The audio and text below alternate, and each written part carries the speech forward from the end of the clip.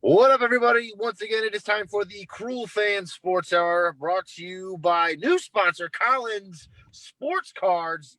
Check it out. Description in the the link in the description, Yeah, and link in the bio. You got it. got We're it. here for Ryan Collins, Whitney Downs. A lot to talk about. December is upon us. This is big time football now. A lot going on, boys. How we doing this evening? Great. What Good. You guys have a good Thanksgiving? I did. Yeah.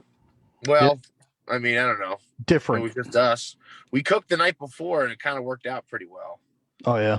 Like most of it, except for the turkey, obviously. This was the first year that I think because of like not having to travel to work and stuff like that and more work from home and everything that we actually planned ahead and like defrosted the turkey well in advance and were able to get it ready.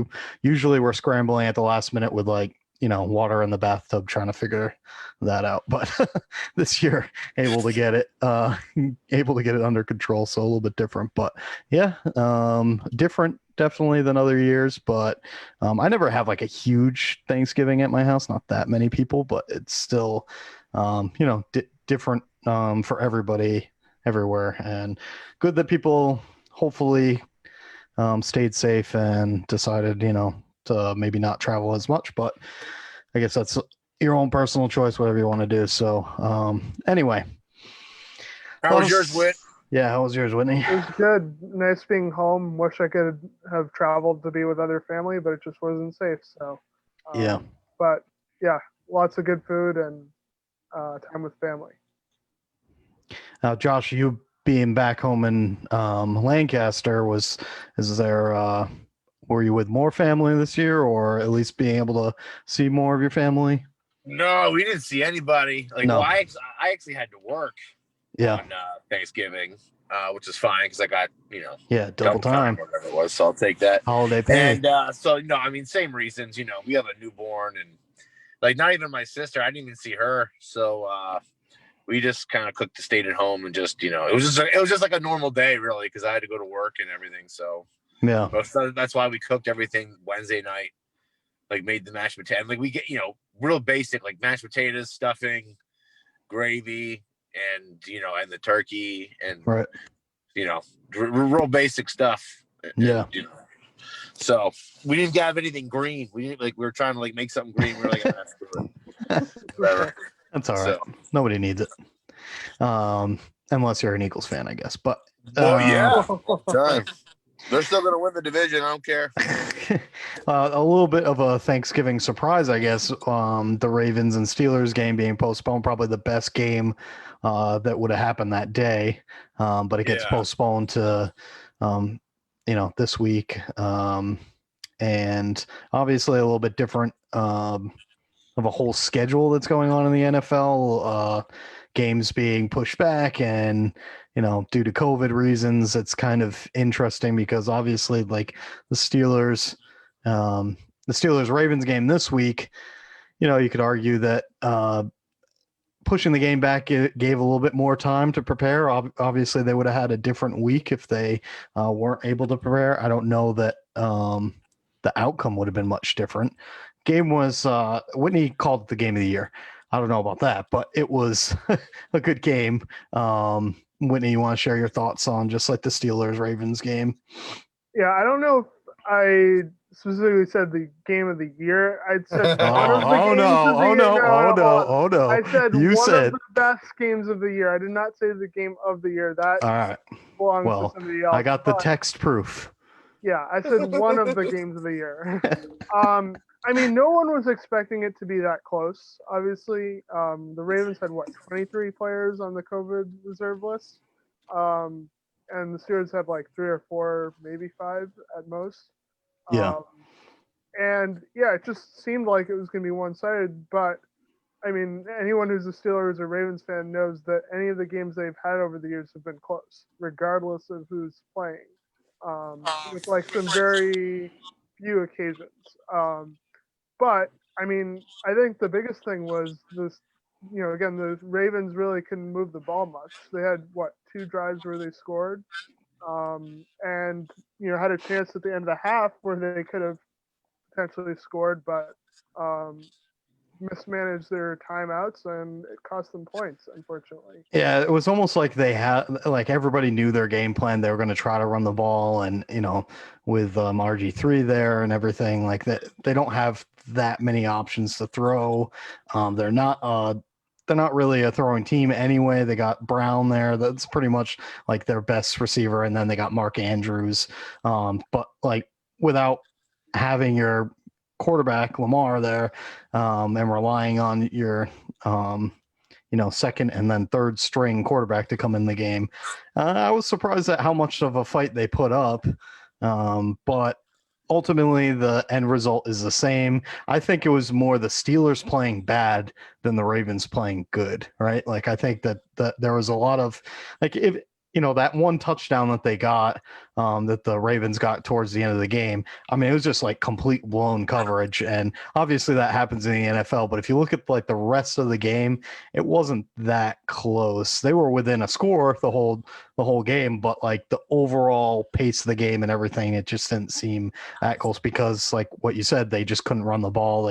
And that was basically like their only game plan moving forward. And the Steelers' offense was stifled by the Ravens, not only the pass rush, but also just the, uh, defensive backs there were able to control the game a lot more than I thought. I had Claypool going in with my fantasy team going into that game. I was expecting him to throw up big numbers and get, maybe 2 touchdowns or something. He dropped one, or he got one kind of swatted away. He had a couple good passes and everything, but you look at the Steelers receivers, and I mean, what team wouldn't want those receivers, right? You got Claypool, Juju, you got Washington there. I mean, Washington makes a huge play at the end of the game, obviously, and Ben Roethlisberger just kept on praising Washington for how good he was and everything like that. So, yeah, I mean, was it a different result? No, but was the game a lot closer than what I thought it was? Yes. So it'll be interesting going forward. That matchup, is this a playoff game that can happen? Is going forward, what happens in that in the division, and also just with the Steelers? I mean, Steelers are still undefeated. Pretty scary team that you don't want to play in the playoffs. I would say that. Well, it's a hollow. I think it's a hollow 11-0. Okay, but it's an 11-0 nonetheless. Like you might say they have a good defense. I mean, Watt is playing out of his mind, and his pass rush is amazing. And then they got the receiving core too. So they lost. They have a good team. They lost Connor as a running back basically this week because of COVID. But with him in there too, I mean, you got a solid squad. I don't know. I mean, I guess, like, who do you think can beat them potentially? In the AFC? I mean, I think the Chiefs. I mean, for sure, like first and foremost, I think the Chiefs are the team to beat in the NFL, quite frankly. Like, I don't know if there's any other team that can even step to them. But I think the Chiefs, and I mean, like, not the Ravens. I mean, Ravens at full strength, maybe.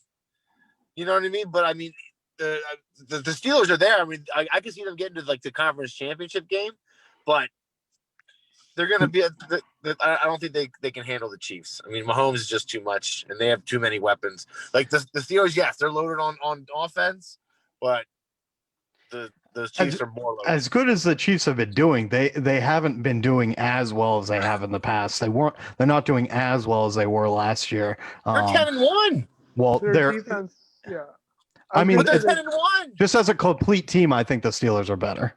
Yeah. All right. The Chiefs don't have as good of a defense as the Steelers do, and it's not even close. The pass rushers for the Steelers are really good, and they can get. I mean, they have the most quarterback hits, most interceptions, most sacks. So Chiefs don't have that. They give up a lot of points, and yes, they have a great receiving core, but if you don't have a defense that can stop people, you're not. I mean, that's a vulnerability that even as good as Mahomes is, that could come back to hurt you down the line. The thing that scares me, I guess, score one play. They can score in one play like at any time. that is true. So good to start. What is Like, more at any scary about the Chiefs versus the Steelers? I will give you this: if you have 1 minute left on the clock, you're going down the field. I think I put more faith in Mahomes and that offense rather than the Steelers. I That's what think I'm saying. In crunch time, if they have a chance to win the game, they're Right. they're gonna win the game. Like Right, more times than not. but the difference is with the Steelers defense, you might not have to have it at that point. They did against the Ravens. Lost. They just lost Bud Dupree. Yeah. Right, he's That's gone, true, yeah. and He's that's a gone big for the year. piece. That's a big piece now. In the middle there, he's a linebacker right in the middle. Outside Linebacker. Yeah, okay. So so that's a big piece. He's a leader in that locker room. I'm well coached team on the Steelers. I'm sure. I don't know. I'm not sure who's stepping up in there, but that's a big piece too. But I don't know. I mean, you say name a team. I say the Chiefs are the team to beat. I mean, they are the Super Bowl champions. They still have to give that respect. I mean, and they're 10-1. Yeah. And they lost to a Ravens team early in the year when we really didn't know who was what yet. Wait, they lost to the Raiders. Yeah. Or the Raiders, I'm sorry. Yeah. They lost to the Raiders, but well, either way, same thing. Like that was the same deal. Like the Raiders are like trash right now. Like they definitely declined. Like in the beginning of the year, thought they were going to be like one of those teams that wins like 12, 13 games. Well, that's just like the Raiders' MO, right? Like they always, every year they come back and they get. I mean, they have good players and everything. I think it's more of a rebuild that has to happen there in order to make them competitive for a Super Bowl win. But I'll say this: it doesn't matter until you win the Super Bowl, right? Like the whole record, everything. It does not matter. Right. You can be. Right. 13-0, you could be, it doesn't matter. As soon as you get to the Super Bowl, as soon as you make it into the playoffs, they're also a team that definitely, like, I could see both teams really losing in the playoffs. Like, just because you never know on any given week what the game plan is. And, especially down this stretch when it starts getting colder, winter becomes a factor, where the game is played is a factor. All those things are just like huge issues that will be answered in due time. But on the other side, I will say, we might as well get to this now before we were going to bring it up later, but Tyreek Hill having amazing season. And not only is, he second in receiving yards in 2020's first in touchdowns. He's scoring. Let's see here. Let's get some stats on him. Receiving leaders, he's only behind DK Metcalf with 1,021 yards. Metcalf has 1,039. He could pretty much make that up into a catch, basically, the way he's playing. Most receiving yards in a first half since 1990. He has 210 yards in a first half, and most receiving yards in a first quarter. He has 203. I mean, like, this is a once in a generational wide receiver talent in Tyreek Hill. Obviously, having Patrick Mahomes and that matchup, you think of like Jerry Rice and like other guys that are just able to have a strong quarterback relationship. Randy Moss, Tom Brady, like that whole even to a certain extent, you would say, I would say like Adam Thielen, but he's not of that caliber. He's more of like a Stephon Diggs, something like that. That's I think moving forward, Josh Allen and Stephon Diggs will become that kind of relationship. But impressive year for him. Sammy Watkins. Game numbers. The cheetah. Yeah, I mean, like, it's the yards after the catch too, right? It's like he's so fast, yeah. Yeah, it's just the way, if he gets the ball and he makes the first guy miss, it's so hard to catch him and so hard to make a play on him. It's kind of, ridiculous. It's like cheating basically, but that's the way, that's just the way he's built. Many weapons. They're just so stacked. Yeah, and Mahomes just makes them all better. Like, just makes them like extra 10 that 10 he just elevates everybody, just like throw just the way he plays quarterback. It's crazy. Let us know in the comments who you think is Yeah. a better team going forward, Steelers or Chiefs. And if those two end up meeting up, who do you think wins the game, Chiefs or Steelers? Let us know in the comments. Let's go forward. Patriots versus Chargers. I'm very surprised. I was watching some highlights right before this of the Patriots game just to kind of refresh the old noggin here. Seems like we've had a lot of games in between then. But yeah, I'm very surprised that the Patriots were able to squeak out a win against the Cardinals. Whitney usually handles the Patriots stuff, so I'll let him kind of talk about it. But I think that for the Patriots, it was a solid win. But does it mean that much? I don't know. Their percentage chance of still making the playoffs is very low. Obviously, we don't have like a garbage division. There's teams we have to compete against, unlike some other divisions. So we actually have to play football and win games in order to make it into the playoffs. So moving forward, I don't know that it seems like that Texans game to me is the big nail in the coffin that they should have just won. I don't if they would have got that win, then the win against the Cardinals, obviously moving forward, they have such a better chance. What do you think of the game? What do you think of the Patriots' chances moving forward? Yeah, I mean, Cam Newton didn't have a great game. I mean, how many times do you actually think you're going to win a game when your quarterback completes 9 passes? I mean, it wasn't good, but at the same time, the Cardinals had their chances to put us away too. I mean, you had similar to the Ravens end of the first half, 4th and goal with 3 seconds left, and you get stuffed. I mean, that's the game right there. It's the turning point. It allowed us to get back in the game. Yeah, it was right before the second half, right at the end of the second quarter. They stop them on the goal line, basically, and then later in the game too, they had a couple stop. They had a lot of penalties. 4th and goal, 3rd and goal, that ended up being detrimental. But they defense held up for the most part. Were able to get after Kyler Murray. Anyway, continue. Yeah, held him to less than 30. I forget exactly the amount, but under like 30 yards rushing. And then just the cherry on top, Newton throws a really bad interception that he should never have thrown.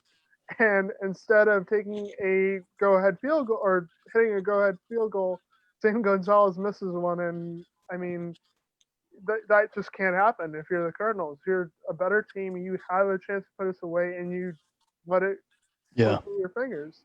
And then, of course, just to put more icing on the cake, they have a 15-yard penalty on a roughing the whatever, not roughing the passer, but late hit out of bounds, and Polk gets a 50-yard field goal.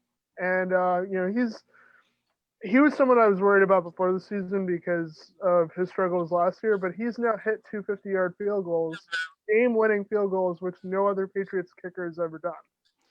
Yeah, that was surprising to me. You sent me that stat, and I would have just automatically thought it was Vinatieri, I guess, because he's kind of like Patriots kicker folklore, I guess, if you want to say. Like, it just seems like every record is held by him, at least with the Patriots, when the Patriots are concerned. But yeah, pretty impressive that he was able to not only get the kick, but just like that stat line is crazy for him and his history with the Patriots. But yeah, a lot of people, I mean, I think he redeemed himself. There was a lot of missed field goals, I think, last year that people are ready to, kind of pack it in on him. But they stuck with him, and he's been, proving himself more and more. I mean, they didn't deserve to win this game by any means, but you know what? There's a lot of teams in the NFL that just squeak by with wins and get lucky on last plays, and it just so happened that it turned out the Patriots' way this time.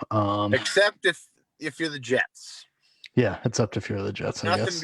Nothing goes there with it. Yeah, nothing has been going their way for about 6 years now. It seems like anyway.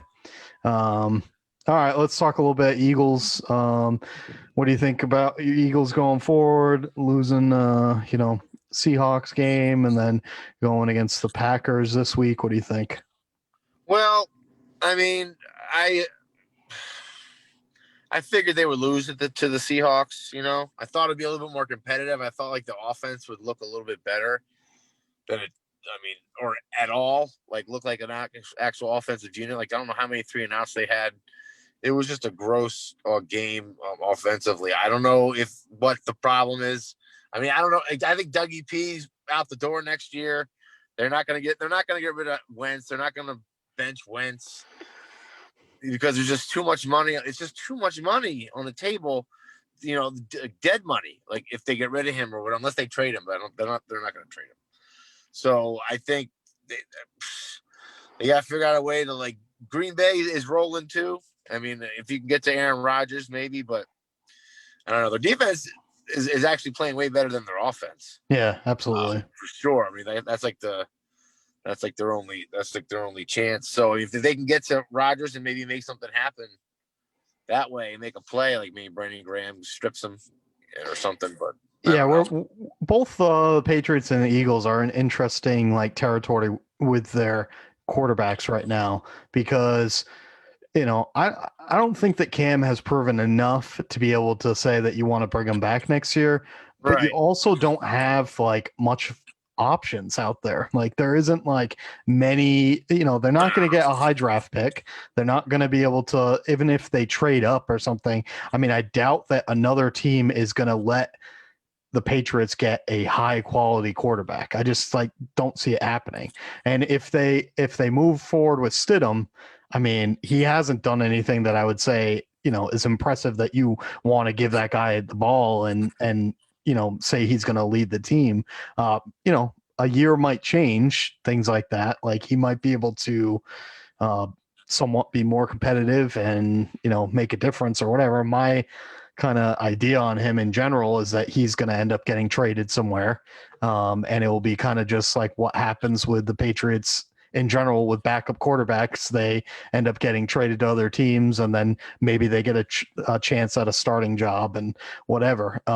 Just seems like kind of like quarterback camp. Although you also, previously you were under the leadership of, arguably the greatest quarterback of all time, or not even really an argument anymore, but the greatest quarterback of all time, you're learning from him versus learning from Cam Newton, whose style of play is so much different than, a lot of quarterbacks that, I don't know how much really Stidham is learning from him. I mean, Stidham's not going to play like Cam Newton's playing. So I don't, that's not much of a learning curve for him besides the leadership thing. I mean, there's other things that you can learn obviously as a developing quarterback, and the Eagles are the same way. I mean, they have to make a decision with Carson Wentz, and I understand the argument about money wise and everything like that. Yeah. But when you got Jalen Hurts on the bench and you're thinking like, okay, he's not the answer, man. Jalen Hurts isn't the answer. Well, the quarterback really isn't the answer. Like he has no offensive line. Carson Wentz is going to get sacked 50 times this year, probably more. That's insane. Like he's running for his life. Okay, can Hurts run better than Wentz can? I don't know, maybe, but he's still a rookie and he can't read the field like Wentz can. Well, I mean whatever. That hasn't been proven yet. But I mean, he got. Well, that's not true. I mean, but he's still a rookie. Yeah, he's going to be running for his life, and I don't know. I can't imagine that he'd be a good. Maybe unless he can just run and get downfield and just become a runner, but. Well, here's the thing: is I think that in the future, I mean, you think he's ever going to be the franchise quarterback? There's an obvious reason why they drafted him, right? Is there though? I don't know, man. I just think Howie Roseman needs to go, dude. I think he's gone too. He's not there just to be a bench warmer. You obviously, if you're going to draft that caliber of a quarterback, why would you do that after you just signed that huge extension for Wentz? Why would you do that? Yeah, just to have a good backup. I guess maybe they looked at create a controversy for no fucking reason. Why wouldn't you go out and get some help? Maybe they looked at Wentz's injury record and said this guy could go down at any time. He's made of marbles, and now he's made of marbles. It's not glass. Glass marbles. Glass marbles. Marbles are made of glass. Anyway, he's made of green little flakes of fairies. God damn it. and at some point he's going to go down, and then Jalen Hurts has to step in. That's actually like the best case scenario that everybody can win with, right? If Carson Wentz goes down and he tears his ACL or whatever, and he's out, he can just like sleek into retirement and say, well, I gave it my best shot, and then Jalen Hurts could come in and make a difference, and then they'd say, well, we had to go with Hurts, and it's just the way. I think you're underestimating Hurts. I think you're underestimating. I mean, maybe I don't know. I mean, maybe I am. I mean, I hope I am. That'd be awesome. I mean, if he comes in there, great, I guess. But I think it, as shitty as that division is, it's still up for grabs. With it's still like the Eagles can still win it. I mean, it's crazy. It's looking like I feel like if it's not the Eagles, it's like the Giants are going to somehow sneak in there and get it. Well, the Giants are in first place, aren't they, right now? Yeah, right now. I mean, yeah, by like a game, But as soon as the Eagles, all the Eagles have to do is just like get one win when the Eagles or when the Giants lose, and then they flip it because of that goddamn tie in there. It's probably going to flip about 4 more times before the end of the season, right? Like, I know.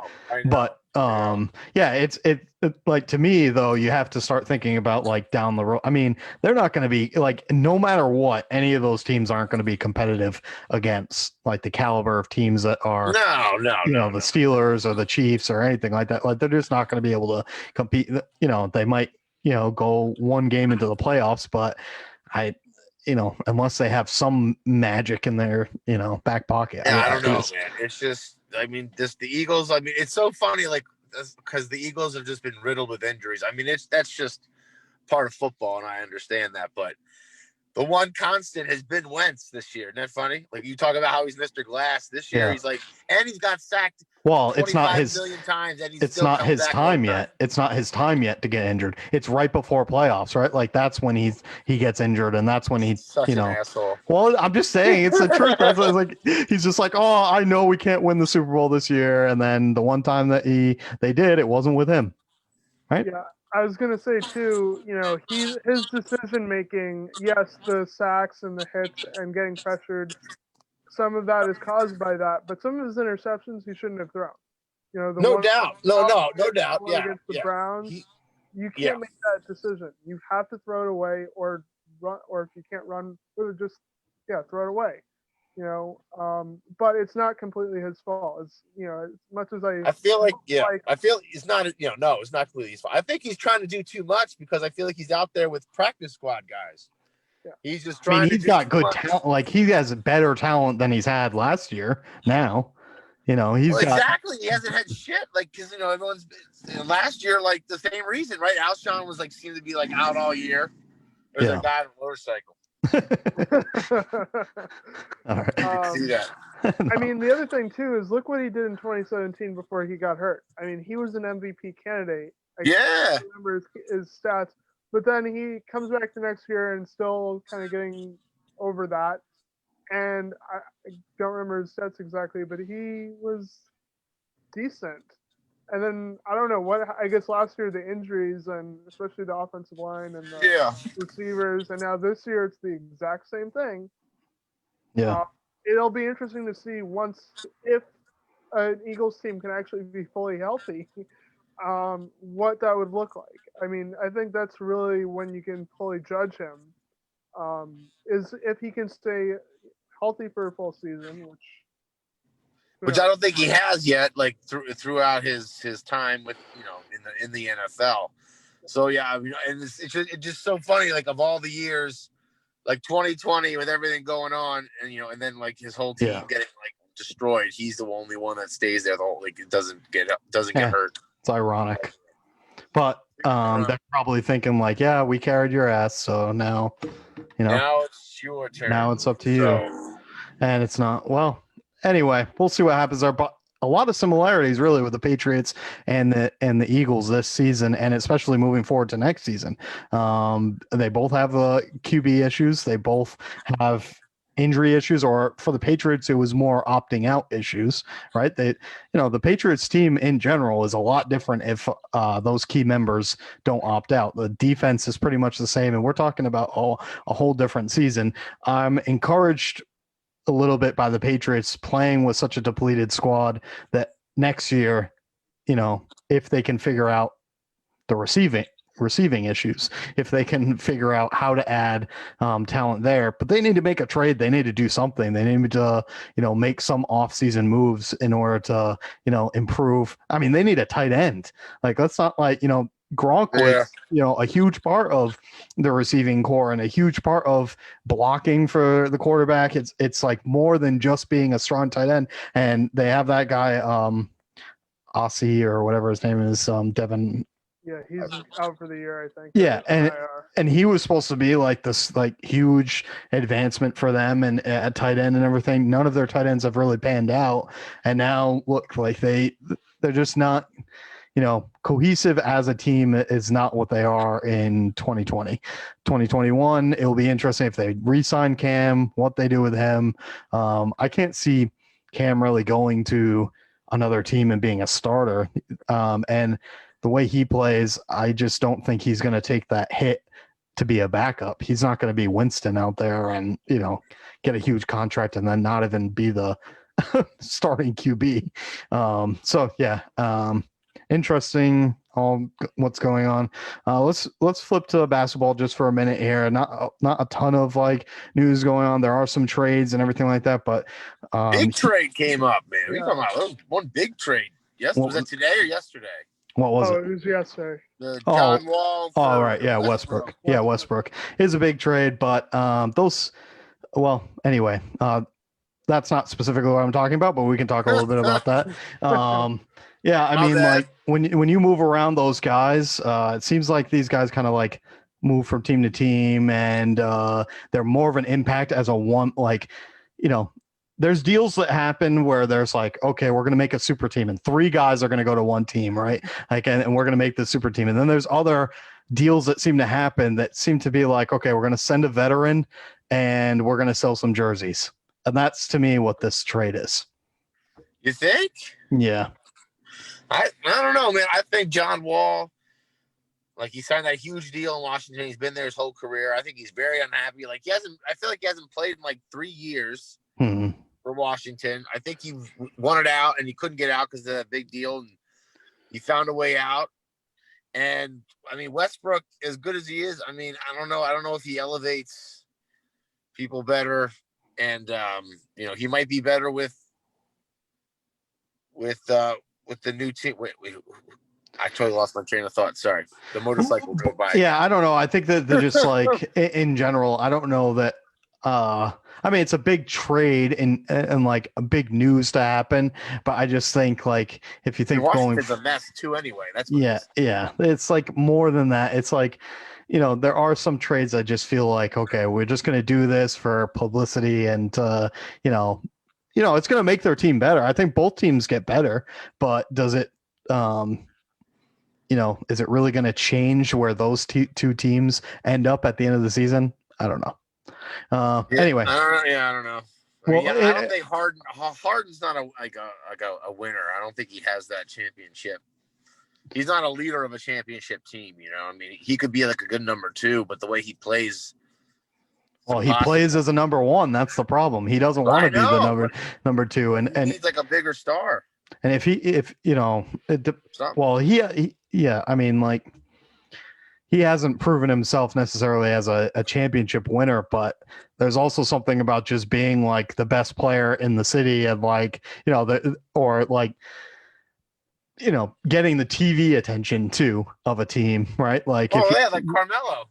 Yeah, like they know for a fact, like, they're gonna have the primetime games because like of his dynamic play and everything like that. For sure. Oh yeah, well, he's a star for sure. Yeah, I mean, like, yeah, I mean, there's only like 2 or 3 guys in the league that like really, that are game changers like that. But yeah, every team has their stars and stuff. But I don't know. I just mean like, Houston. Like Westbrook moving and everything like that, like he's not going to they're not going to all of a sudden like get so many primetime games like, just because of that move. Whereas if you move Harden, like that can definitely like impact TV scheduling and like, how much attention a certain team gets and everything like that.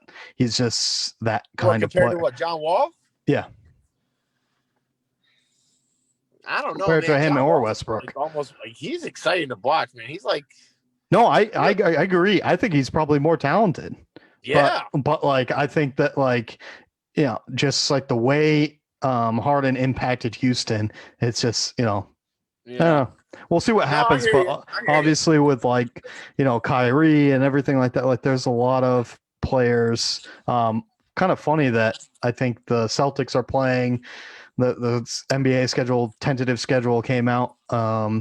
At least Christmas Day, I think. So the Celtics will be playing the Nets on Christmas Day. A little interesting start to the season there, depending on COVID issues and everything. Obviously, in my mind, there's a lot to figure out there. I don't know how they really get this all. It's a very bad time to have a season start, right? And especially because Yeah. you can't have the bubble like you did before. Right. Right. It's like a lot more players traveling and like everything like that. There's a lot of teams, a lot of moving back and forth. I guess Just the when everything's ramping up, like, or it's like actually like I like it's height, like it's. I guess the benefit of having the basketball season versus football is like there's more flexibility in when the guys can play. All right. So if like a team gets COVID issues and they have to, maybe for a week not play or something, they can make that up in later in the season. And yeah, guys are going to be tired and everything like that. But in football, I think there's a lot more injuries, obviously, things like that. I mean, there's still injuries in basketball, but it's, traditionally one game a week, everything like that. Like in basketball, they could play 2 to 3 games, I guess, like if they had to. So, anyway, it'll be interesting to see how COVID overall affects that whole situation. The news that I was bringing up before I was rudely interrupted, but no, I'm just kidding. Yeah, Whitney, why are you doing that, man? What a jerk. LeBron James and AD new contracts. This is obviously something that everybody was expecting, but kind of solidifies LeBron James' future in the NBA. Also kind of brings up the possibility of him playing with his son. If that's uh, if the rules get changed and his son is able to not play the year in college and be able to just go right into the NBA, which I think at this point they might as well just do, because it's no secret that the NCAA is making millions or billions of dollars on talent that they're not being paid for. So if that happens, then LeBron possibly, if everything works out, follow. I mean, it would be a good story. I don't know how much. I don't know if the talent level is there that like it becomes this dynamic duo of LeBron James and his son, but You gotta certainly grow, man. Bronny's only like 6'2". He's not that big, right, yeah, and What is that's he, a freshman? right, and that's the benefit of having the year in college too, is that like during those first couple of years in college, you might grow, and then some players, they might be growing all the way to their senior year in college, depending on how old they are, and then they join the NBA and they're near 7 feet tall. So anyway, AD signs an extension as well, which we all knew was going to happen, but because he had the option to opt out, but he basically opted out and then I guess that's how it works. You opt out and then you get the new extension of 190 million maximum contract extension, 5-year deal, which is great, obviously, for the Lakers moving forward. I think the James and AD duo is something that a lot of teams are trying to mimic, in other other teams, but Dallas kind of has it in a way. right. And will anybody else be able to do the same thing? I don't know exactly like that, but obviously it worked out for them. They got the championship and they're the team to beat, right? Like this team it's basically they've added more to their team now. They made a couple off-season moves, and not only like locking up these guys. I mean, I think it was kind of obvious that James and AD were going to stay, but you paid them their maximum deals, right? James gets a 2-year maximum contract worth nearly $86 million, and AD with the 5-year $190 million. Right. This is just like, you won the championship. Here's the rewards of that. we believe in you to bring back another championship and maybe another championship. And then, the whole gap between the Lakers and the Celtics as far as, championships goes gets shorter and shorter. So, but it's gonna take a lot more than the moves the Celtics are making right now to be competitive against that team. Oh yeah. I mean, the Nets definitely have a chance to be more competitive this year, but I think something They better still be. Jesus. is going to be a miss on that team. My prediction, but anyway, that's pretty much all the basketball news. I mean, there's certainly like a lot of trade moves and everything like that going on. Did you want to talk a little bit about the Sixers? You wrote an article on the Sixers. Well, I think I'm interested. Like they're made a lot of moves this year, this offseason. Like Doc Rivers came in, which was the big move. They got the others. They got the DeVito Curry. They got Seth Curry coming in to help with some shooting, and their draft picks, some more outside shooting and 3-and-D guys as well. So I think they're going to be more competitive than they were this last year. I mean, with Embiid and Simmons, they're going to be able to move Simmons to the point, and he'll be able just to run that natural position and stop trying to make him like this like small forward or something. Like he's just a really tall point guard. Like just let him Yeah. do his thing, man. Like okay, he can't shoot. All right. Well, he can at least but he can drive and get to the hoop because he's 6'10". Like Jesus Christ. Yeah. So hopefully Doc can come in there and which he can, like, Yeah, he's I mean, out. if there's anybody that can do it, it's him, right? Like that, Exactly. he was That their best was a big option of move. a coach to get. Yeah, big time. Yeah, like he was, like that was a huge pickup for the Yeah. Sixers. So we'll see. I mean, I'm expecting them to, be competitive big time in the East. I mean, the East is like, it is crazy how like the East is all beefed up now because LeBron's in the West now. Yeah, like they've made all these superpower teams and everything. And the Celtics are making some moves. I don't think they did what they had to in the offseason by signing, giving Brown and Tatum their contract extensions, making sure that they're putting guys together and making sure that they get like better center and everything like that. And Taco Fall still got his contract. Oh yeah, You never know what's getting going the to happen max with him. deal, big time. But it's the other teams obviously are their goal is to beat LeBron now and like get to that point where they can be competitive against them, which basically like by key players moving away from the West into the East, it's kind of like saying like, okay, here's the championship on a silver platter, and you just have to win the last game, the last game of the season, which everybody has to do. But I'm just saying they've made it a little bit more easy for LeBron by moving teams out if he needed it. I don't even know if they need it at this point with the squad they have now. Right. I mean, yeah, they're pretty good. Like the Lakers are really stacked, and LeBron makes everybody better anyway. Like you put him on the team, you start looking at guys like, oh yeah, he is good because LeBron makes them better. So let's talk a little bit, going back to football for a second before we play our game, just a little segue into our game. Josh Gordon reinstated, comes into the Seahawks, puff of cloud behind him, but comes back in and able to get reinstated by the Seahawks. I thought it was basically like that he was going to give up on this. It just seems like he keeps on. I mean, the caliber of player he is, I still think he can be competitive, and he's always in shape.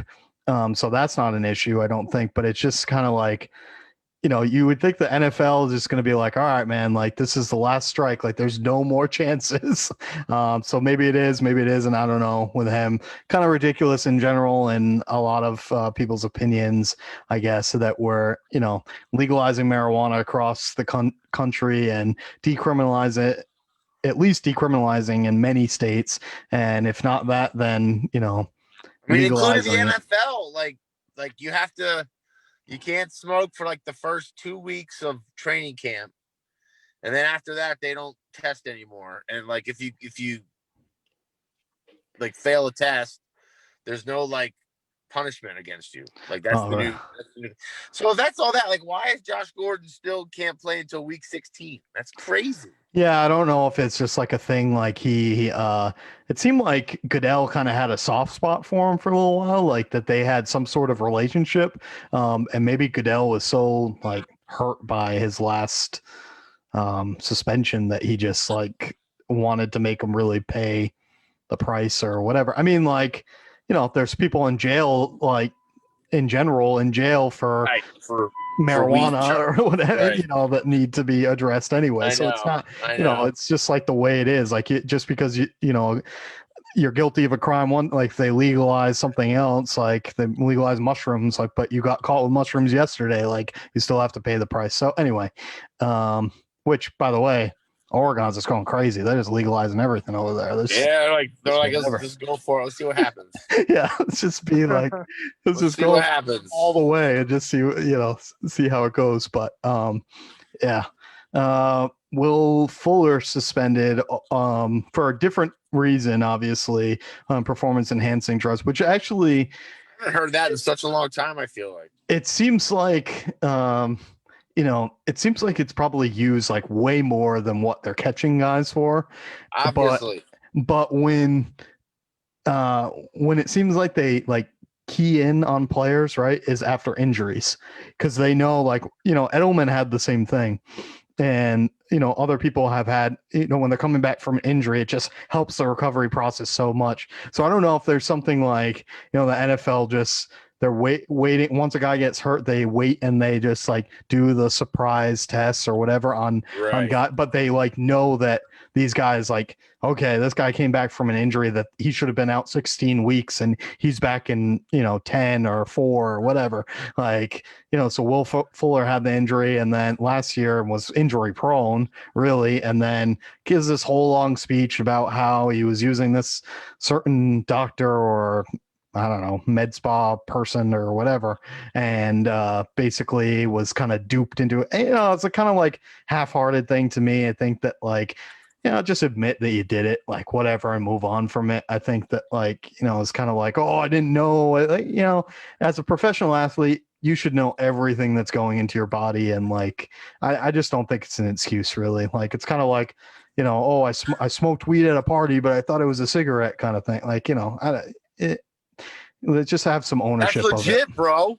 That's legit excuse, bro. Also, why don't you just ask the NFL or like whoever's in charge of that, like if this drug is or whatever you're putting in your system is okay to have in your system, because and like I said, I'm not trying to like put any specific like blame on anyone in either the NFL or on the team, but like that's partly on the player too. Like if you're gonna put something in your system, make sure it is, especially if you don't know what it is, that it is compliable to the drug policy for the NFL, because otherwise you're putting yourself at risk. Yeah, I mean, in general, like these are like $1 million decisions that you're making by putting something into your body. Like they have to realize like their talent is solely based on their physical performance. So wouldn't you like want to do some research and be like, oh, like before you use that or whatever? I don't know. Like, just seems like there needs to be more accountability. And obviously, like, to me, it's just like, if you get caught with it, either say nothing or admit to the whole thing. Don't try to blame it on somebody else, like for something that gets put into your body anyway. Just my little 2 cents on it, but obviously there's going to be varying opinions on things like performance enhancing drugs. It's a lot different than smoking weed, really. Like, I mean, like Josh Gordon's suspension kind of looks extreme at this point when you got guys like using these kind of drugs or whatever. It's yeah. Anyway, it looks so stupid. Like it's just so stupid. Like he served enough time, man. Like I know he like violated the rules like a million times. I get it. But come on, man. Like if it's no big deal now, then it's no big deal. Like let it go. And then you got like Aqib Talib saying, coming out with some news this week, I guess, that he was saying how many games he was high for. And like, you hear about these guys like 3 or 4 years after they're out of the NFL and they say like, yeah, I was high every single game. And I guess Aqib Talib's thing was that he would take like Adderall before games. And it was like, he was comparing it to a video game or something. It's like, there's obviously like worse things out there that are going on besides, and these guys are Right. using it for pain management and stuff. What would you rather have them do? Like go to steroids and try to, make up for it that way, or like smoke weed and be, anyway, people are going to have varied opinions on that. But until the rules change, I guess you got to just follow, the rules. And then if you get your suspension, you got to stick with it. What we didn't talk about was how does Josh Gordon impact the Seahawks in week 16, and especially into the playoffs. What do you think? Yeah, I mean, I think with the fact that we don't know who else will get COVID. To spin it that way for a second, you can use all the receiver help you can get because, I hope to God no one of the Seahawks has this happen to them, but you just don't know. Teams are getting, COVID cases every week. And, sometimes it's by their own fault, whether it's a trainer or a coach doing something as stupid as taking their mask off and endangering people's lives, or just other circumstances you can't foresee. So having a secondary plan, and especially a receiver at that level, at least on paper, looks great. The problem, of course, is that how much can you really trust Josh Gordon at Yeah. this point? He has to earn back a lot of trust, and he was on the Patriots last 2 years and had a great environment with obviously the greatest quarterback of all time and the greatest coach of all time, and unfortunately, even with that, he had his own demons and stuff that he just couldn't overcome. Yeah, it's crazy looking at the Patriots receivers this year versus last year, how much of dramatic change there is. I mean, like last year, he legitimately had on the bench at one time AB, Edelman, Josh Gordon, like all this talent on the bench, N'Keal Harris, like they had like great talent. And now this year, I mean, guys are definitely, starting to show a little bit more promise. You got Bird and, other receivers, and Myers has been huge and everything like that. But, it's just kind of funny looking at the receiving core, how dramatically different it is. And now you had these stars and now you have like guys who are trying to be stars, right? Like there's like an obvious difference in it. Anyway, just to move on a little bit into our game, we're going to play fantasy football battleships tonight. We're going to be basing this on the Titans and Browns game on Sunday, since there's no Thursday night game and it's Thursday night now. So let's play our game. Let's see, who wants to go first? I will. All right. Whit. Okay. Would you like Derrick Henry or Ryan Tannehill? Derrick Henry. Josh, Ryan Tannehill or Nick Chubb? Ooh, Chubb. Okay. Whitney, Ryan Tannehill or Baker Mayfield? Ryan Tannehill. Josh, Baker Mayfield or Kareem Hunt?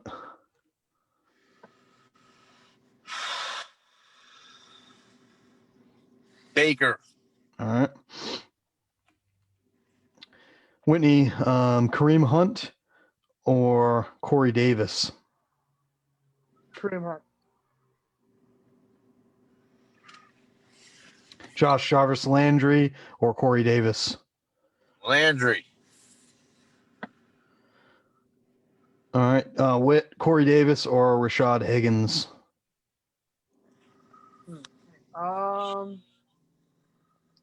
I'm gonna take Davis. All right, and Josh, you get Higgins.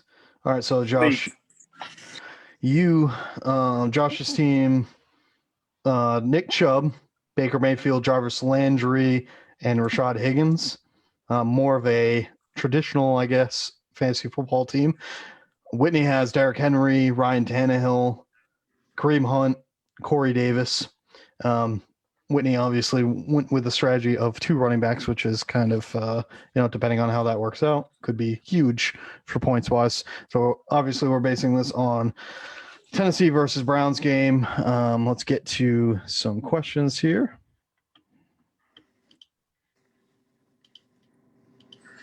All right. This week we are sponsored by Cruel Fan Sports Cards, so you have the choice at the end. You can either have a Dak Prescott. We're sponsored by Collins Sports Cards. Sorry, Dak Prescott or Tom Brady new card. Tampa Bay Bucks first year. What do you want? Eags. Oh, Eagles. Do they put any Eagle players on cards? I'm not even sure. I don't know if they do or not. Not sure if they're good enough for cards. Maybe Brandon Graham. All right, That's so jerk. Josh, you got the first question. Which team did Bill Parcells coach 2 Super Bowl victories for? Your choices are Miami Dolphins, Dallas Cowboys, San Francisco 49ers, or New York Giants. The New York Giants. All right, Giants is correct. So you have a missile, and you can send it at Derrick Henry, Ryan Tannehill, Kareem Hunt, or Corey Davis. Derrick Henry's going down. All right, 1X on Derrick Henry, 3 X's, sinks a battleship, 1X on Derrick Henry so far. All right, wait, time out. And then like an X is like a third of the points off, right? An X is third of the points, so he's kind of like limping around, maybe one leg or one arm kind of situation. Depends how you want to look at it. All right. Whitney, your question is, which of these 2-time Super Bowl winning quarterbacks is not in the Hall of Fame? Jim Plunkett, Bob Grease, Roger Staubach, or Bart Starr? Plunkett. Plunkett is correct. Your choices are Nick Chubb, Baker Mayfield, Jarvis Landry, or Rashad Higgins. Chubb. Okay, so Chubb gets next on him. 1/3 of the points will not be going to Chubb. All right, I'll skip that one. That one's too easy.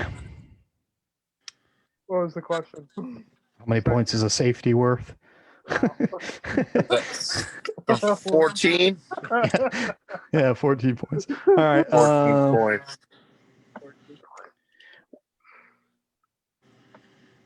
Okay. Who is the all-time leader for interception return yards in the NFL? Josh, Deion Sanders, Rod Woodson, Ed Reed, Darren Sharper. Who is the all-time leader for interception return yards in the NFL? Deion Sanders, Rod Woodson, Ed Reed, or Darren Sharper? Ooh. Ed Reed. Ed Reed is correct. Yes. Where would you like to send a missile this time? Tannehill. All right, 1X on Tannehill, 1/3 of the points will be lost there. Yeah. All right, which player started an NFL record 321 consecutive games? Jim Marshall, Brett Favre, London Fletcher, or Peyton Manning? Brett Favre. Brett Favre is correct. Where would you like to hit? Chubb. Okay, Chubb. 2 X's on Mr. Chubb. Going after Josh's one running back here. Right. Yes. And best player. Which team successfully executed onside kickoff to start the second half of Super Bowl XLIV? I'm not sure what that is. Maybe 44. Was that the Saints? New England Patriots, New Orleans Saints, Pittsburgh Steelers, or Indianapolis Colts? It was the Saints versus the Colts. Okay. Saints is correct. Who would you like to send a missile at? Got Derrick Henry, Ryan Tannehill, Kareem Hunt, or Corey Davis? Kareem Hunt. Okay.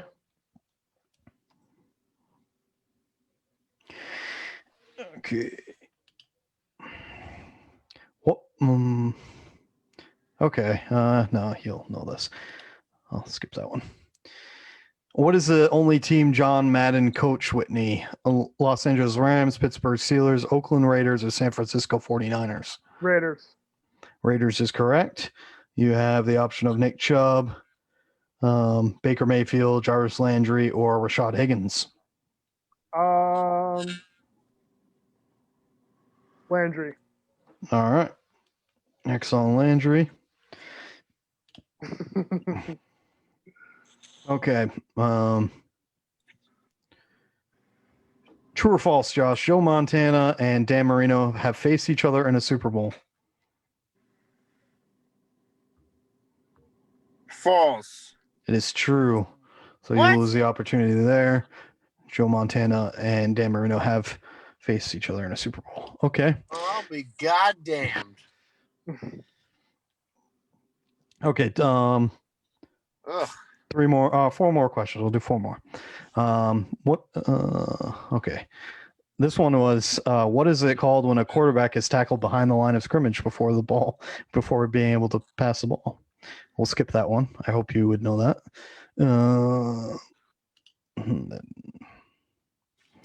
When is the NFL Pro Bowl normally held, Whitney? Between the championship, AFC NFC championship game and the Super Bowl. Okay, that's correct. Yeah, but it used to be after the Super Bowl. It's not though any longer. Well, that's really? stupid. When was it last before that or after that? Yeah, when was it? When was it after? Yeah, I've never had that Like happen. before. Before. Like 10 years ago. I don't know. I swear to God. All right. Google it. All right. So you got Nick Chubb. You can sink that battleship. Jarvis Landry, Baker Mayfield, or Rashad Higgins. You can say bye to Chubb for me. Okay, we have a complete sunk battleship, Nick Chubb. Congratulations. Okay, which non-quarterback has won the most Super Bowls, Josh? Jerry Rice, Ray Lewis, Adam Vinatieri, or Charles Haley? Charles Haley. Charles Haley is correct. You guys are doing well this time. Only I think 2 missed questions. Derrick Henry. Okay. Okay. Last question for you, Whit. Yeah, that one's too easy for a football genius such as yourself. Yeah, right. Just kidding. Okay, I want to ask this one just for fun. This isn't a point one because I just want to see if you know. What is Tom Brady's real first name?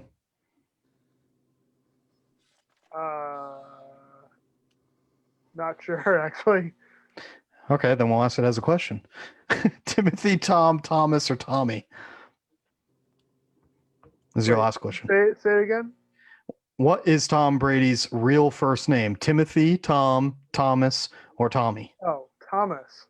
Okay, Thomas is correct. Well, you see, you made it trick me into asking it. Okay. No, I actually didn't. I thought it was going to be. Just ask him what Tom Brady's real name was. Okay, all right. You know what? We'll get a different question. You tricked me into asking. Serious? No, I actually thought you were trying to. Never mind. I thought it was going a different way. Never mind. Okay. What's Joe Montana's full name?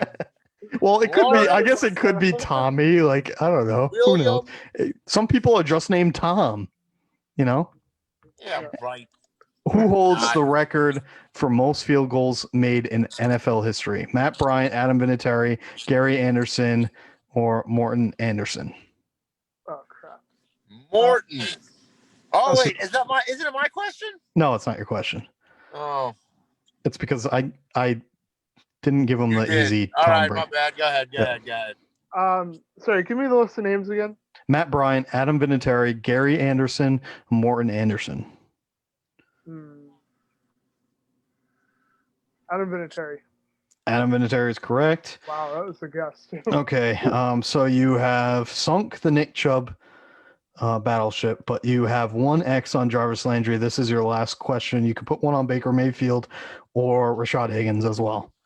Landry's getting a second one. Okay, Landry's going to get a second X. We'll see how that strategy pays out.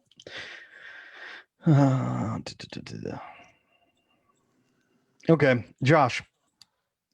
Are you still Ryan. there? He's still there. Who is Yeah. the all-time leader in punt return touchdowns in the NFL? Julian Edelman, Adam Pac-Man Jones, Devin Hester, or Eric Metcalf? Who is the all-time Hester, leader? man. What's that? Hester. Hester is correct. So you have 2 X's on Derrick Henry. You could sink that battleship. Or you have 1 on Ryan Tannehill. You could also go after Kareem Hunt. You have 1 there. Or Corey Davis. You have none. We'll go with Tannehill. Okay, Tannehill. So no sunk battleship, but damage done to Derrick Henry will only get 1/3 of his points. Ryan Tannehill only 1/3 of his points. Kareem Hunt will get only 1/3 taken away, so they'll see the remaining 2/3. Corey Davis will be safe with all of his magnificent points. And Josh, you lost Nick Chubb. His battleship was sunk, but you have Baker Mayfield, Rashad Higgins, and Jarvis Landry has 2. He'll only get 1/3 of his points remaining. But anyway, that is Cruel Fan Fantasy Battleship game for this week 13 in the NFL. I believe it's 13, right? Yeah, 13. Thanks for joining us this week on the Cruel Fan Sports Hour, sponsored by Collins Sports Cards. Check out the new group on Cruel Fan Sports, the Facebook page. You'll be able to find Collins Sports Cards. A lot of cool different auctions and things like that going on there. Share your favorite cards, sell them, trade them, put them up there. It's not only for us. Put up your own stuff too. Get the word out about your cards and join the crazy fad right now of sports cards that are it's kind of making a comeback in the pandemic era. But from Ryan Collins, Whitney Dowds, and Josh Philo, thank you so much for joining us this week. Really appreciate it, and have a good week 13 of the NFL and the rest of the sports week. Thank you.